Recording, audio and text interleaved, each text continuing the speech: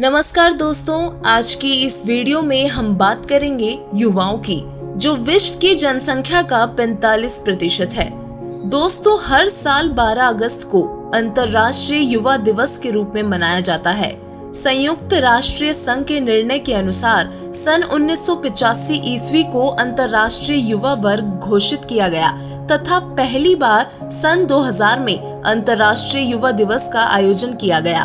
अंतर्राष्ट्रीय युवा दिवस मनाने का उद्देश्य सरकार द्वारा युवाओं के मुद्दे और उनकी बातों पर ध्यान आकर्षित करना है। दोस्तों, किसी भी देश के विकास का दारोमदार उसकी युवा शक्ति पर ही आधारित होता है।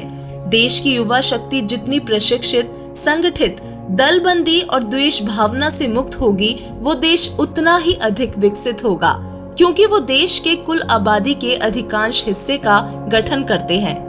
लेकिन शिक्षा की कमी, गलत मार्गदर्शन व गलत आदर्शों के कारण आज का अधिकांश युवा नशा, बेरोजगारी, अश्लीलता, असभ्यता, चोरी, पाखंड और भ्रष्टाचार की गिरफ्त में है।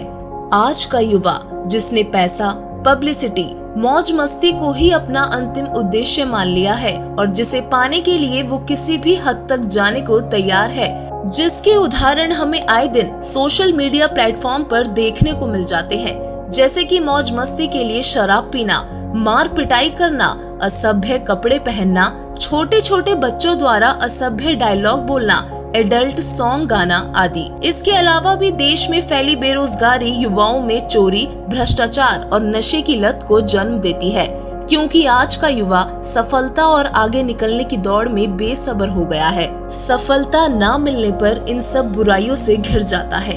इसके अलावा गलत क्रियाओं को सम्मानित करना भी युवाओं को इन सब क्रियाओं को करने के लिए प्रेरित करता है। युवाओं को बिगाड़ने के तो बहुत सारे कारण हैं, लेकिन इनमें सुधार लाना मुश्किल है, क्योंकि युवा ही नहीं बल्कि माता पिता और युवाओं के आदर्श भी इन्हीं सब क्रियाओं में लिप्त हैं। आज के माता पिता स्वयं इन सब क्रियाओं को करने में सहयोग देते हैं, लेकिन अब सभी को ये समझने की जरूरत है कि ये मार्ग गलत है। ये असभ्यता, निराशा, निरंकुशता को जन्म देता है। सभी को इस जीवन का मूल उद्देश्य समझने की जरूरत है, क्योंकि पैसा, मौज मस्ती, पब्लिसिटी ही जीवन का उद्देश्य नहीं, बल्कि इसे पाने की होड़ निराशा पैदा करती है। आज का युवा जो नशा, चोरी, अश्लीलता, असभ्यता से ग्रस्त है, इसलिए उसे आध्यात्मिक मार्ग अपनाने की जरूरत है, क्योंकि आध्यात्मिक मार्ग ही एक ऐसा मार्ग है जो मनुष्य को सही राह दिखाता है और उस पर चलने की प्रेरणा देता है, हिम्मत देता है। दोस्तों, वर्तमान समय में केवल संत रामपाल जी महाराज ही पूर्ण संत हैं, जो सत्य का मार्ग प्रदान कर रहे हैं, जिस पर चलकर मनुष्य सभ्यता का जीवन जीने के साथ साथ मोक्ष भी प्राप्त कर सकता है। संत रामपाल जी महाराज एक ऐसा सभ्य समाज तैयार कर रहे हैं जिसमें किसी प्रकार की कोई बुराई नहीं है। उनसे जुड़ने वाला प्रत्येक व्यक्ति, चाहे युवा ही क्यों ना हो, वो किसी प्रकार का कोई नशा, कोई बुराई नहीं करता। संत रामपाल जी महाराज के अनुयायियों द्वारा किया जाने वाला दहेज रहित विवाह पूरे विश्व में मिसाल है।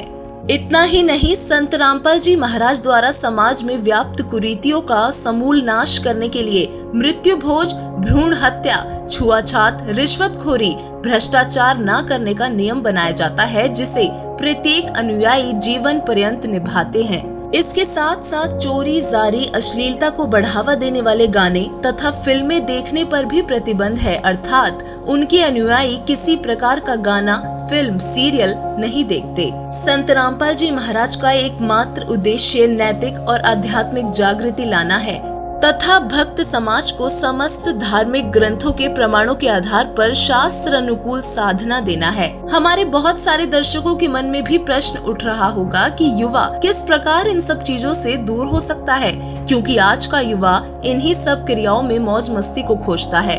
इसलिए अब हम अपनी बात को सही साबित करने के लिए कुछ युवाओं के इंटरव्यू आपको दिखाना चाहेंगे, जो इस बात की सत्यता को प्रमाणित करेंगे।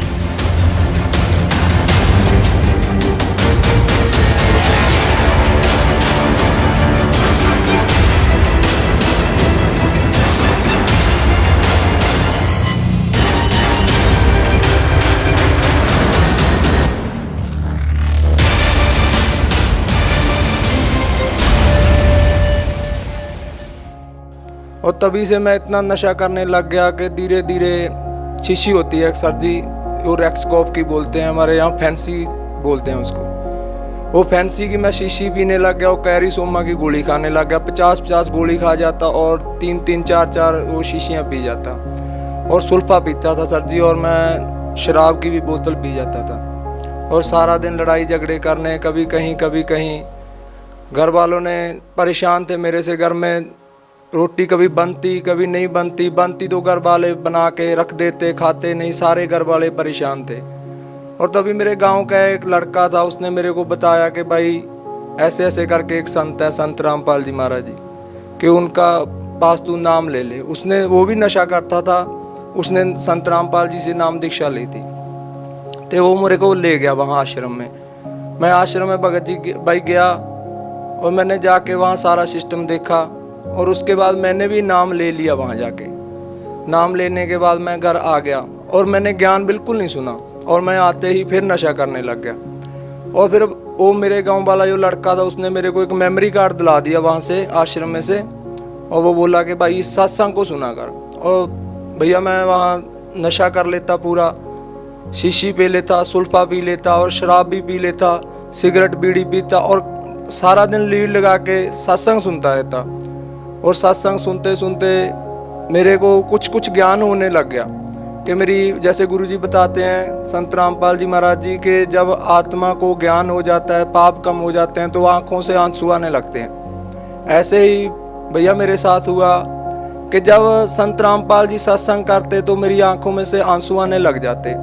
और एक दिन संत रामपाल जी ने वो सत्संग सुनाया गुरु नानक साहब जी का, कि ऐसे ऐसे गुरु नानक साहब जी को परमात्मा भाई नदी पे मिले और वहाँ सतलोक लेके गए। सारा उन्होंने बताया कि उन्होंने ये नाम जपा। तो सिख समाज में होने के कारण मेरा और ज़्यादा इंटरेस्ट बढ़ गया।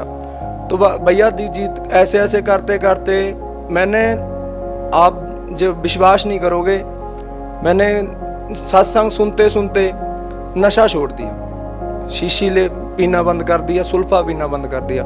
और जी पापा का नशा, बीड़ी पीते थे खूब, चाहे हमारे काय बने ना बने उन्हें बीड़ी चाहिए, 2 बंडल सुबह मंगा लेते थे। मम्मी भी काफ़ी बीमार रहती थी, बीमारी काफ़ी थी हमारे घर में। हल्का समय इधर उधर खेल कूद भी कर लिया या वेट उठा लिया, मेरी काफ़ी नाप डिग जाती थी, नाभि गिर जाती थी। और उसका इतना इलाज कराते थे जी, हम बहुत ज़्यादा इलाज कराते थे, उसका बिल्कुल भी हल नहीं निकलता था, काफ़ी ज़्यादा दिक्कत रहती थी। उसके बाद हम संत रामपाल जी महाराज जी की शरण में गए। संत रामपाल जी महाराज जी की शरण में जाते ही मेरे को तो जी पहला लाभ पहले दिन से ही हो गया था। उसके बाद जी पिताजी की बीड़ी भी छूट गई। सबसे बड़ा लाभ तो हमारे अगड़ पड़ोस भी और वैसे भी सभी भाई बंद भी ये मानते कि ये 8 साल के थे जब से बीड़ी पीने लगे थे पिताजी मेरे, और अब उनकी 55 साल की उम्र हो रही है, अब तक बीड़ी पीते थे वो। अब इतने गुरु बना लिए, इतने नियम उन्होंने रख लिए, दवाई खा ली, किसी से भी बीड़ी नहीं छूटी उनकी। और संत रामपाल जी महाराज जी की शरण में जाते ही साथ ही उन्होंने पहले दिन से बीड़ी रख दी थी और उनकी बीड़ी छूट गई।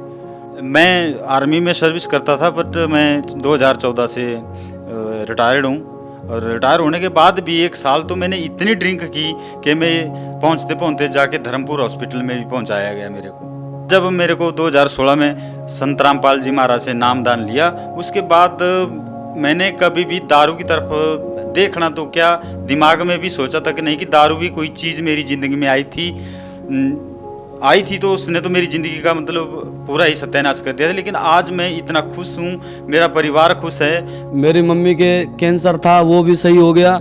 और जो मैं भोलेनाथ से पहले भी कहा करता था मेरे जो कैंसर नहीं ठीक हुआ, ये नहीं हुआ, वो नहीं हुआ, वो भी सही हो गया। मेरे मम्मी पापा की लड़ाई भी ख़त्म हो गई और मैं भी अच्छा हो गया। दारू पीता था मैं, सबसे पहले तो बहुत ज़्यादा नशे करता था जी। भांग पीता था, बीड़ी, सुल्फा, शराब, जो भी नशा मिल गया वही करता था जी। किसी ने अफीम दे दी, अफीम खा ली, भूखी दे दी, अगला भाई खा लिया, भूखी खा ली, नींद की गोली दे दी, नींद की गोली खा ली। मतलब हर टाइम नशे में रहता था जी। दारू पीता था जी, बहुत बुरा हाल था जी। एक बार तो मेंटल हो गया जी मैं पूरा कति।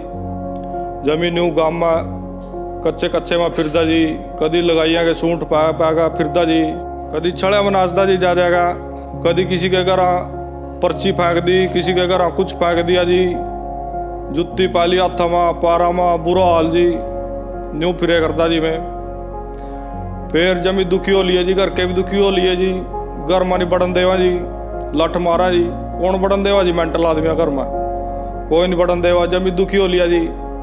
फिर मेरी पत्नी थी जी जो, वह भी छोड़ कर चली गई जी। इतने बुरे हालात हो गए। फिर पता नहीं परमात्मा की के लीला हुई जी, थोड़ी रात सी मिली, घर में आना जाना होया।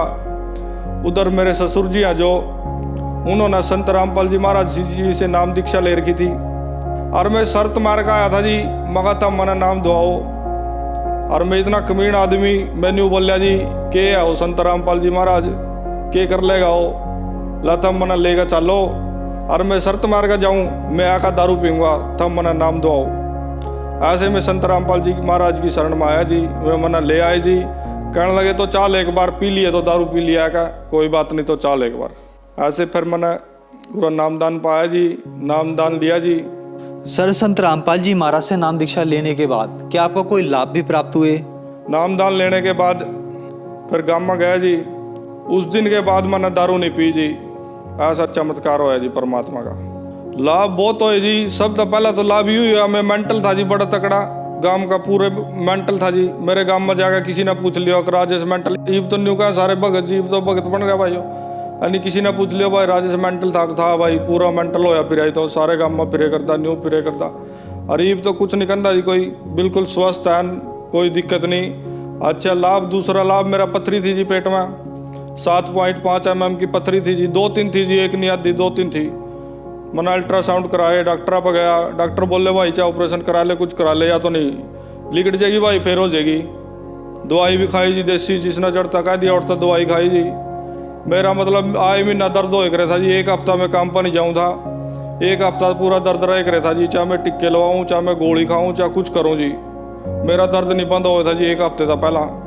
फिर संत रामपाल जी महाराज जी का नाम लेने के बाद मेरा बोर्ड का दर्द नहीं होया जी, ना वो पथरी रही जी, केबरा खड़ा गई जी, मना नहीं बेरा लगा उसका, खड़ा गई जी वहाँ। अब अंत में आप सभी से हमारी हाथ जोड़कर प्रार्थना है कि कृपया अपने और अपने बच्चों के कल्याण के लिए संत रामपाल जी महाराज जी का सत्संग अवश्य सुने और शीघ्र अतिशीघ्र उनसे नाम दीक्षा लेकर बुराइयों से बचते हुए अपने जीवन का कल्याण करवाएं।